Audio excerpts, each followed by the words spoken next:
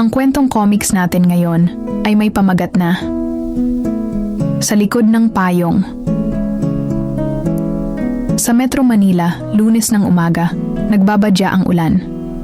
Si Amara, isang graphic designer na laging nagmamadali tuwing Lunes, ay muntik nang mabasa habang naglalakad sa BGC. Walang payong, walang masasakyan. Habang nagtatakbo sa gilid ng kalye, isang lalaki ang nag-abot ng payong sa kanya nang walang salita.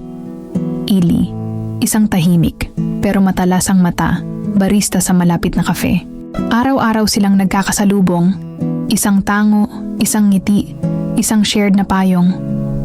Ngunit hindi sila nag-uusap.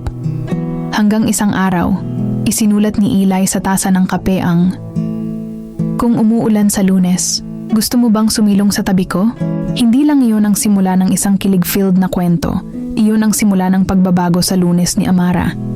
Ang dati niyang kinaiinisan ay naging pinakahihintay niya. Ang Lunes at ang lalaking may payong.